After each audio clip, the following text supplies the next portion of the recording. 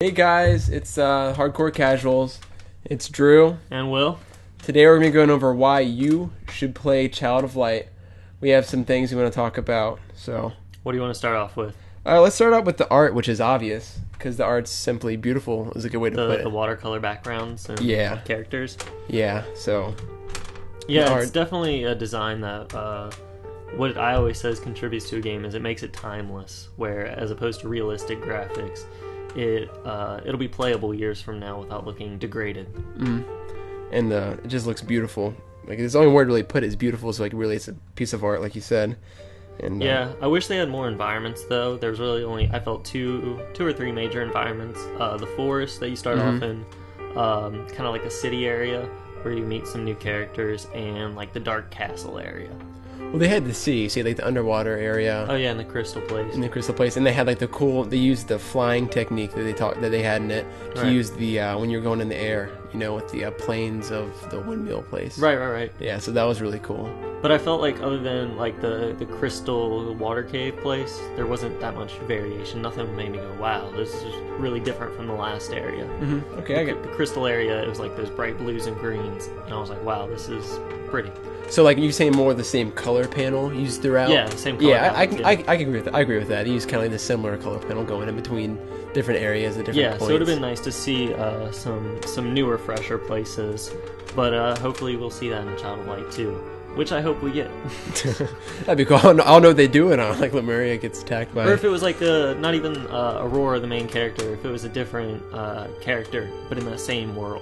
And same mechanic, almost same flying, and things like that. Of course, it'd be something different, different variations, but right, like I mean, they could still meet like a Firefly, like Nicholas, her companion in Child of Light. You still meet like a character similar to that, but go on a different story. Yeah, and they did have other elements too. It doesn't have to be a Nicholas; it could be like one of the other elemental things, the little Fireflies. And, you meet. I don't know if you did in the story, but you met another elemental Firefly. And he talks about you have to collect all those Fireflies. I never did that. And he talked about the other world he goes into. There's another complete other like Firefly world of light. Yeah. So that'd be actually kind of cool if you can in another game you kind of like go into that world and kind of save them or whatever. So speaking of light, let's talk about the lighting in the game. The lighting in the game was phenomenal, especially when you were doing the exploration. Like you could if you went towards like a little you thought it was a little crevice or something, and it'd light up once you got right near it. I thought that was really interesting. As well as some of the things you were talking about earlier. I thought in the very beginning area, you can only walk on the ground. But later when you get your wings, you can fly over top of it and drop back down into the forest through certain breaks in the trees. And you change from above the trees that's very bright, and your character's well lit, but as soon as you drop beneath the trees, your character gets dark and everything around you gets dark. And that was really well done. But as well as using a Nicholas to light up certain places. Some places were pitch black and you couldn't see Aurora flowing through them. But you use Nicholas, you pull one of the triggers to light them up even brighter to see the area that you're going into. And I thought that was really well done. A really good mechanic. And especially with the places where you're completely dark, you can see a little bit. But I love the way the shadowy figure that you'd see Aurora would look like. Like when you're flying around, you see like that shadowy figure. And then like when her going into the light. And a specific point where there's that rat guy he's in the tunnel down below, and there's a point where mining for gold, and it's a part of that quest. But this seeing you go from the light to dark is just beautiful. Yeah, and some places are really you don't find these tunnels by just walking over them or something. You have to purposely using Nicholas to find that tunnel, and that's a really interesting mechanic. I love the two thumbstick mechanic to control one to control Aurora and one to control Nicholas. But you don't have to control Nicholas. If you just keep going, he'll automatically follow you. Yeah, and you pressed left bumper or something, it did something. I don't understand. It just shot him across the screen for some really? reason. I don't understand why that was there. I don't think it had any purpose to him being there, but they had you press the button and just swoop him over. I'm like, I don't get that. I never noticed What's the point of that? Yeah. But that mechanic really reminded me of one of my other favorite arcade titles was A Brother's A Tale of Two Sons, where you control each brother with the thumbstick.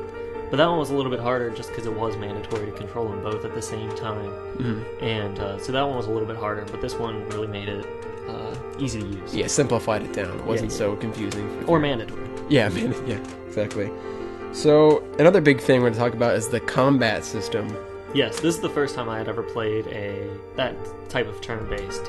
And I actually just started Final Fantasy X, which is similar in that aspect. But the turn-based. Yeah.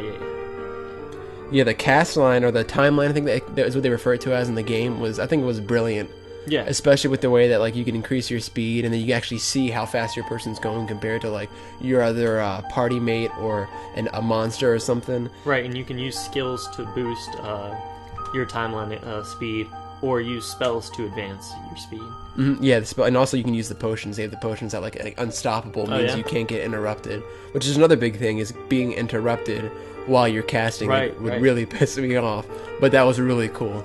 Yeah, one thing I didn't like about that is there was no skill for you, at least that I noticed, where if you got interrupted, the enemies were deterred.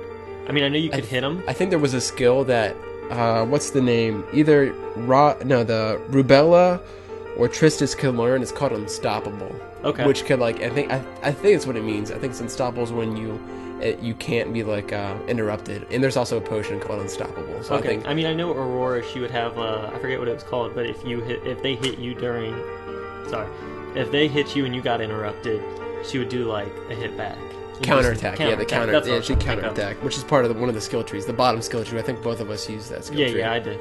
And so I thought that was the only real application for it for me. But it seemed like almost any type of mini boss or boss character, if you interrupted them, it was like a major thing. Like, it really messed you up. Yeah, like sometimes it would increase their magic or increase their speed, or otherwise I'll just automatically counterattack and do some badass move where it hurt you or something. Yeah, and there was one character where it would just keep on healing itself every time you did it. And I didn't learn that until probably 20 minutes into the battle.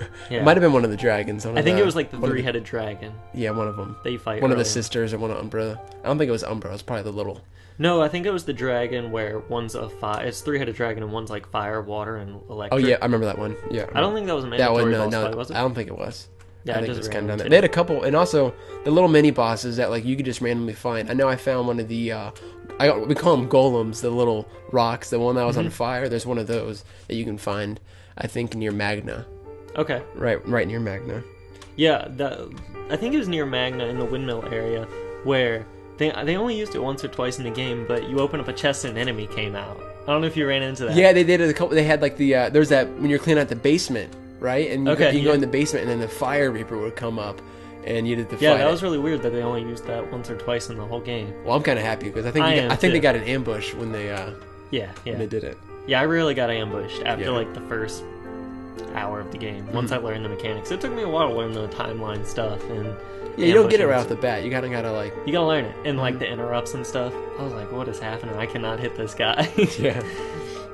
So another thing we want to talk about was the Oculi, which I personally liked a lot. I liked collecting them and then trying to, like, craft whatever I could craft with them and place them on my people.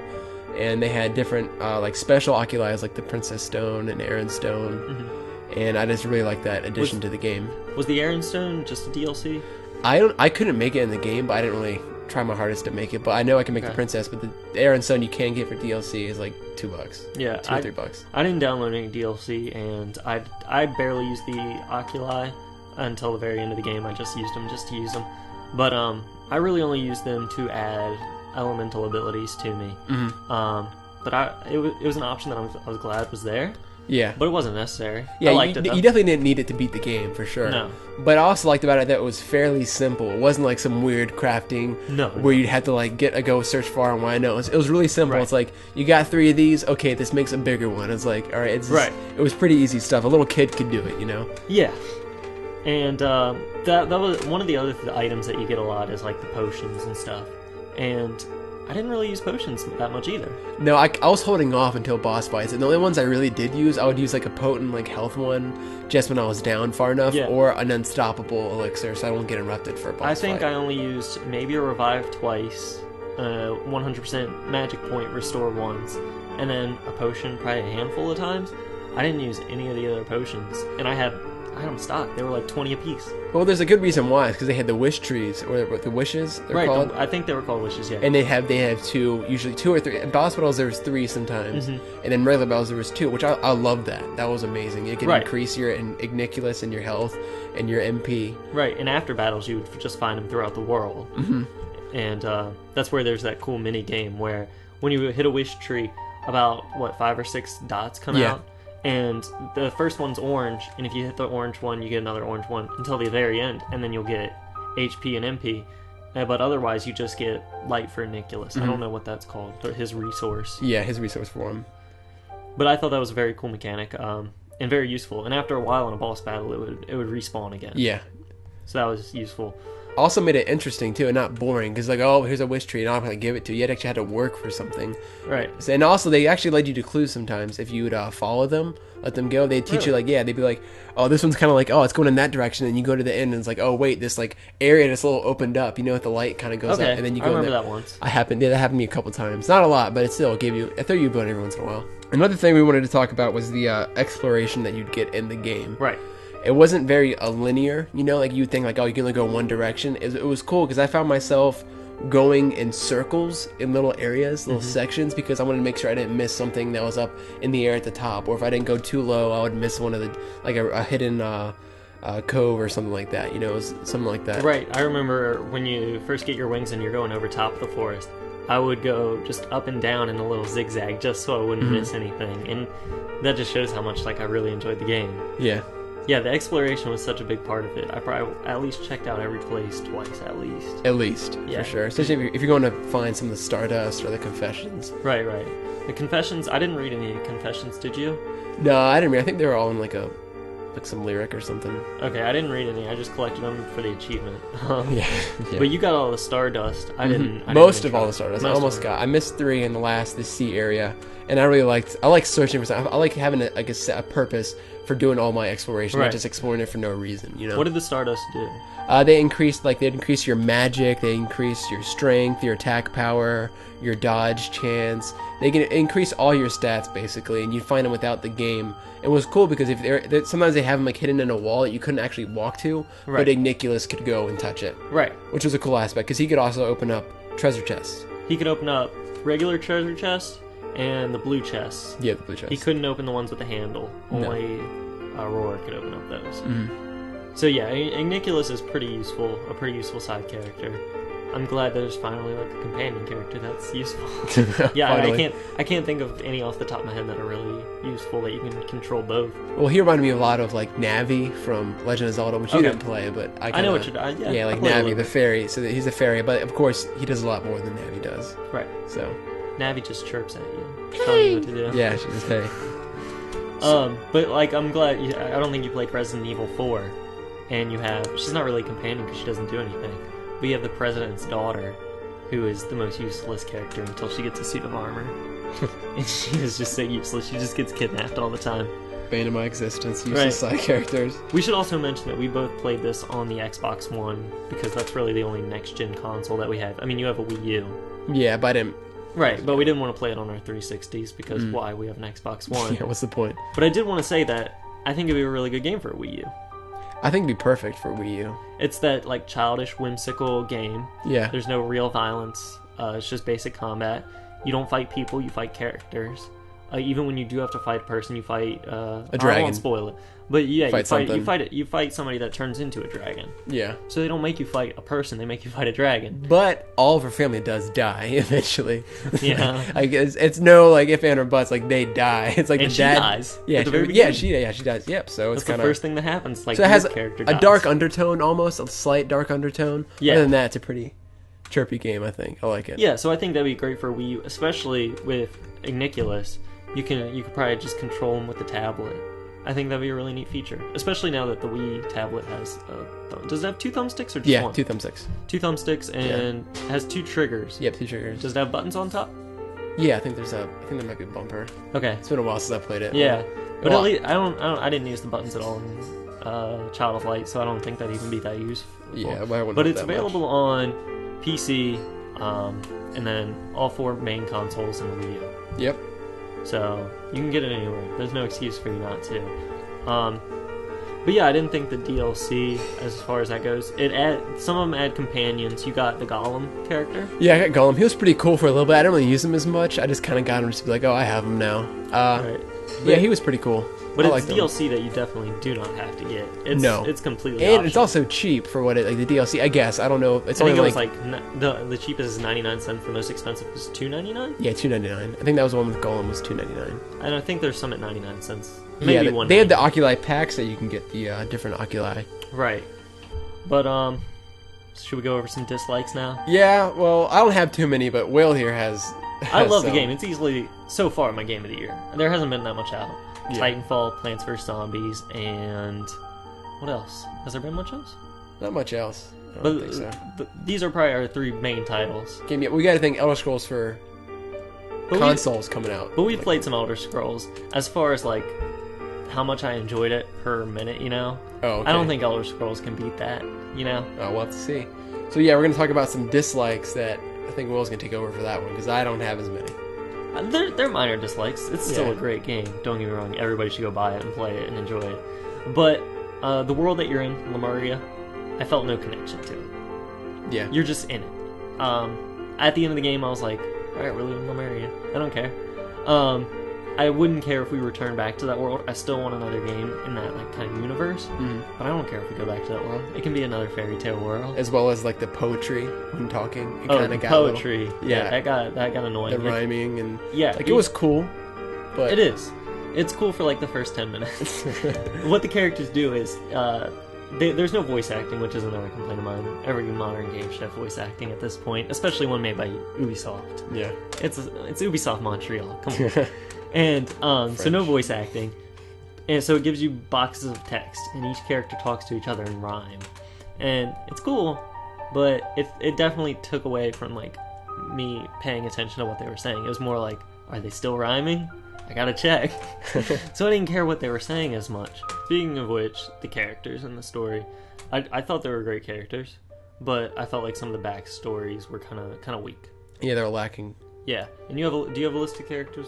I didn't. Remember. Yeah, well, the one character we fucking loved was Magna. That you didn't see enough of. Magna was a great character. Yeah, you didn't see nearly enough of him. He's kind of a mountain giant. Yeah, mountain. And you see him for about 5 minutes worth of actual game time. You're in him a little bit, but you are in him, but you don't see him. He was really cool. He was probably the coolest character. Yeah, and definitely. then Finn. He's probably the first. No, who do you get first, Finn or Rubella? Rubella? You can go with Rubella. Alright, Rubella I didn't like. Just gonna say that. Her backstory was weak. It was basically, oh, my friends left me, I'll go with you. Next is Finn, I think. Yep, Finn. Finn, he's like, my whole town got turned into crows, I'll go with you. And once his whole town's back to regular people, he's like, I'll just stick with you. Yeah, total Jon Snow, isn't he? He is. He's like, I don't care about these people in my town, I'm just heading out with you. Who's next? We're just gonna talk shit on him. Jin, she didn't really have too much. Jin I didn't use. I don't even know if you see your parents at all. No, her parents. I don't want to talk about it. No, yeah, we don't talk about it. That, the cool one was Angus. Angus. Yeah. It was pretty cool. Angus, he was like probably the most interesting character. Definitely. He was like the coolest looking. You don't know much about him, and you kind of meet his tribe. His story was fine. I approve of him. Yeah. Well, it was kind of short and sweet because you got him, and then a little soon after you. Yeah, but he has a reason to also join Nora. Yeah. Yeah. Is it Nora? I already messed it up. Aurora. Aurora. Oh, that's a tongue twister, isn't it? Yeah. Robert. I really liked Robert. His story was amazing. He's not even a good guy. He always talks about like just making money. He doesn't care about people, and he's in it for the women. He is in it for the women. He likes one woman. That's the whole. That's like his whole story. The whole reason saving people's lives is like it's like women and money. He's a cool guy, and he's like an archer. He's like Legolas. Is that it? Is that all our characters? The ones that are worth mentioning. Aurora. Right now. Aurora. Well, she was alright. She's cool. I liked her. I like her speech bubbles sucked, but I liked playing her. Yeah, I liked her. She was a good The character. hair physics were amazing. Of course. In the lab. Yeah. Oh, and did we talk about flying already? Yeah, we talked about flying and how amazing it was. But we should also mention while we're talking about flying is you see the enemies before you get attacked by them. Yeah, and they give you the option to like ambush or not, and as well as Nicholas could like put the light in one of the enemies, and they can't attack you. And if you just stand over him while he's blinding him, you just wait for him to be unstunned, and then you get ambush. You get surprise strike. Surprise strike. That's what it's called. Ambush is when you get caught off guard. Yeah.